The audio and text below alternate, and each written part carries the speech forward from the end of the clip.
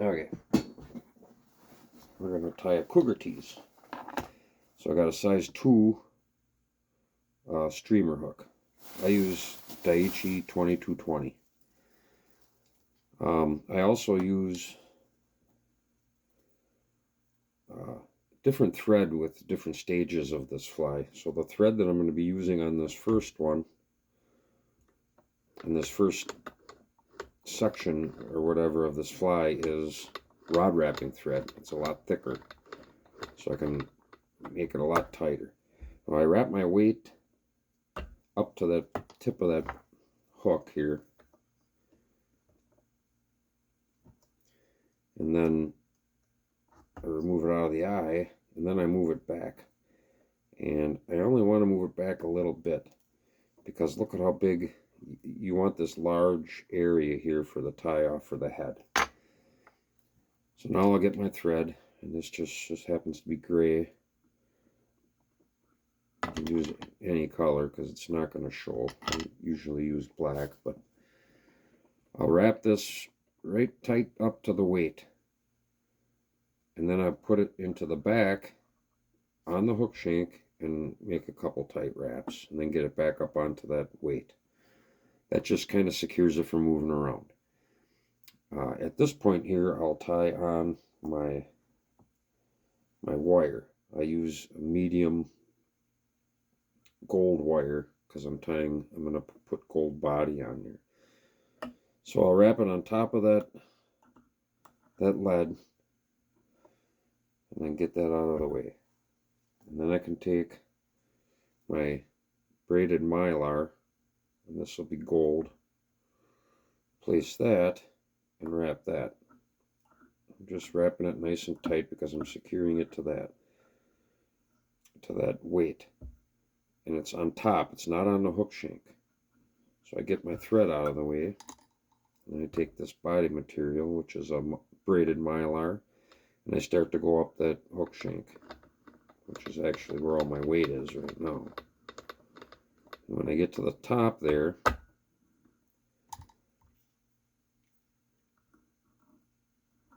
I tie that in.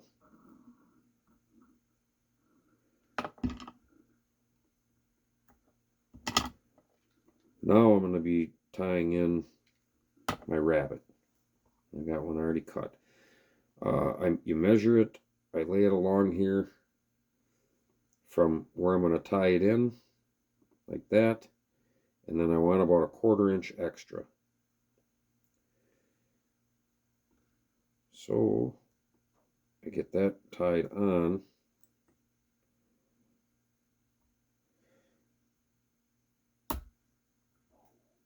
And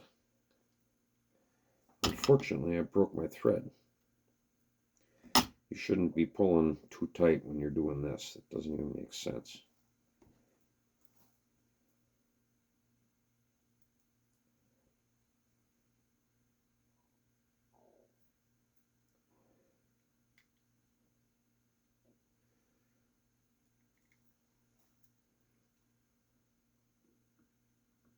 So in this case, I'm going to reattach.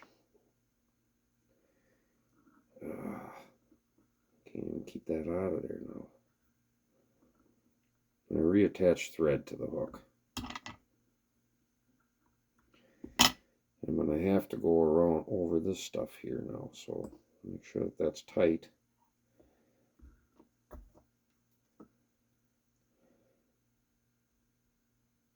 Well, that's how you fix that. You don't want to break your thread. So now I can get the thread out of here. So I'm just kind of getting it off to the side.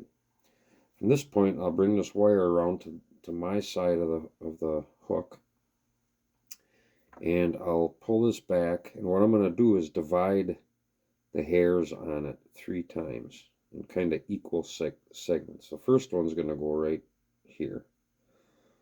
Let's see where that comes through. I use wet my fingers, get the base of that wet, and it holds it kind of separate. Now I'll do the same thing 2 more times. I'll grab one right there, lick the fingers, get the base of that wet, and then do it one more time.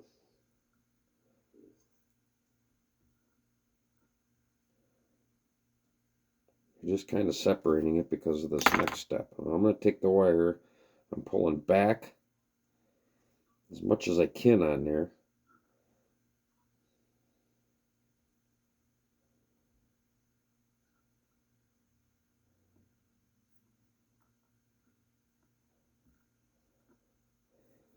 And you'll want to keep a really tight wire.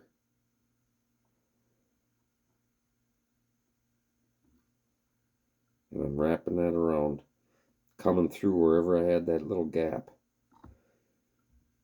And when I get to the end, I can bring it right up to the front. And then from this point, I'm going to be wrapping it down. You want to make sure you keep that baby tight. That's pretty good. I just trimmed that so that it's not hanging off past there, and now I can wrap all that down. See, on a big old streamer like this, it don't matter how much you're not going to bulk that up. Well, I take one of these, which is just a little comb. You really don't need to do that. That kind of keeps it straight where it's going. Now I take mallard flink, and I take my fingernail, or just pressure of your thumb, pulls that back. Trim it, and lay that on there. And that'll give it a good, that gives the streamer form. I already got flash with the body. Now I got form going with this mallard flink. And I'm pretty much ready now. Normally I would put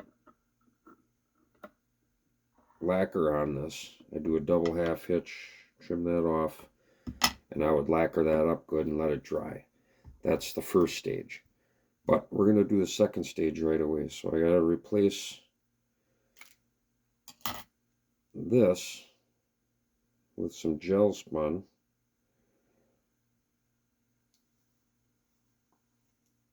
Which should be pretty easy. This has a nice little clutch system in it. And for thread and whatnot, and oh boy is it nice.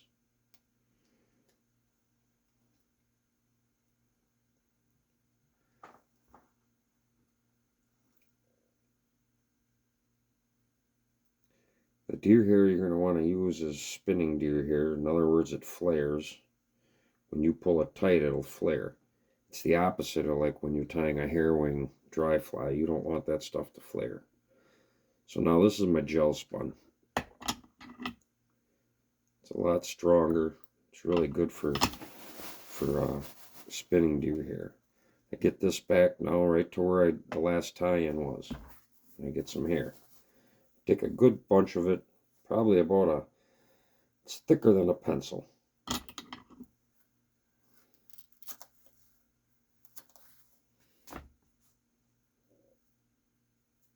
That's a lot thicker than a pencil.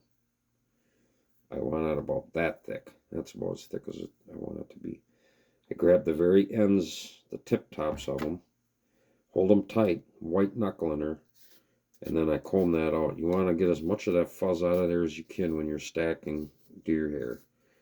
It just is not going to stack well at all when there's fuzz in there holding up different hairs. So the better you get it, the better it's going to stack. You enter the stacker. You can tell I still got fuzz. And I stack.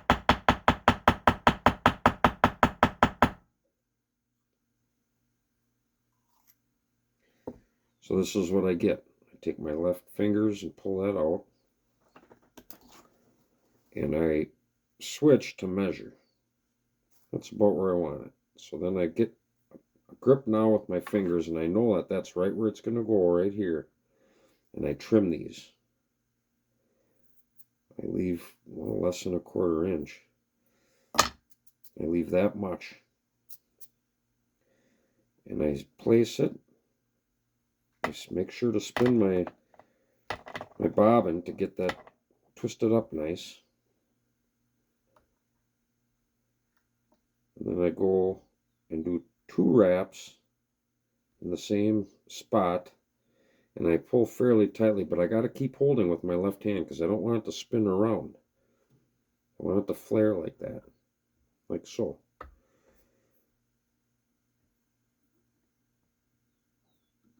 And now I'll go kind of through this little bunch in the front here, tight, and then get this over here. This is tight. It's like a violin string there. Now I'm going to trim this stuff back. So I go on the side and I start trimming. I just want it, I don't want it sticking up so much.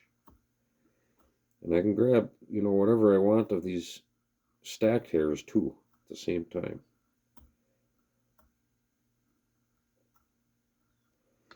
So that's a little better in that respect now. Now I'll get back up here, and that's where I was with the securing this. Just a couple wraps there tight. Now I'm going to put another gob of deer hair on there. And this one I'm going to have more. So I don't know about that much.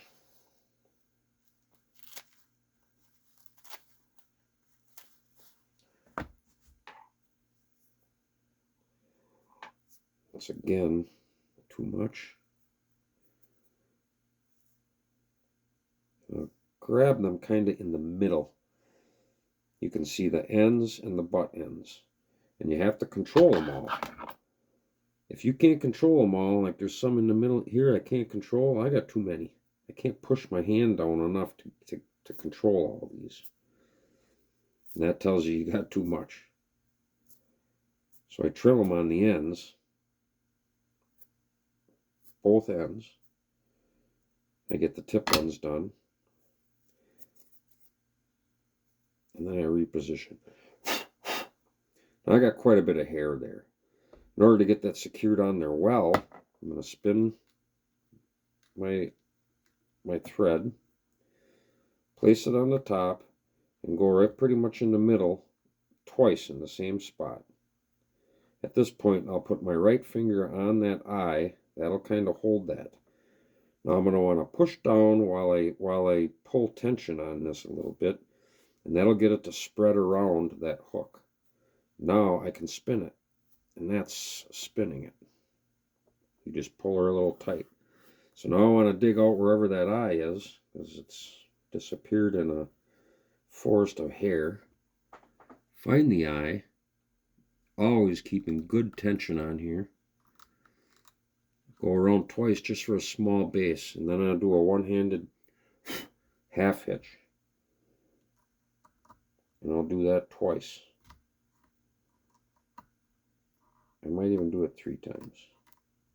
As long as you're not getting any hair in there, you're good. And pull your thread tight. Now this is gel spun, so you can feel that thing bunch up nice. It's solid.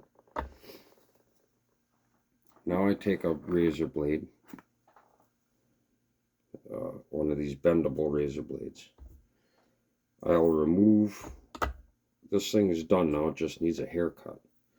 So I turn it in the back and upside down, and I'll trim it right flat along the bottom, making sure that I'm not getting any of that body in there.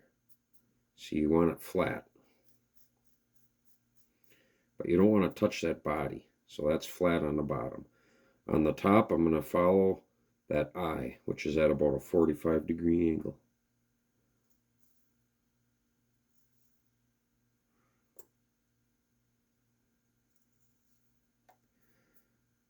And once we get there, you can see what we got now.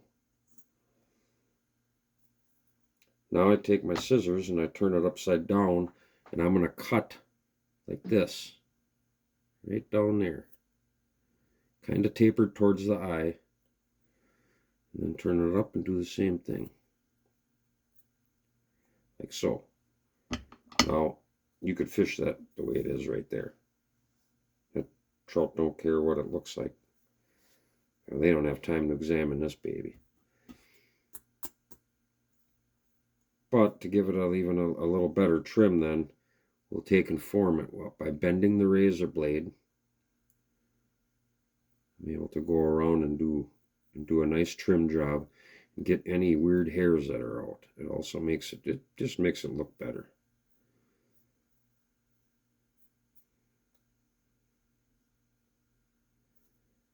It rides a little better in the water than an unfinished one. It finishes your fly.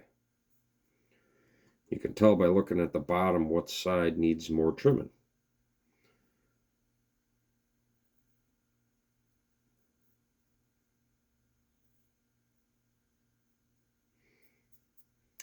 And that is the Cougar tease.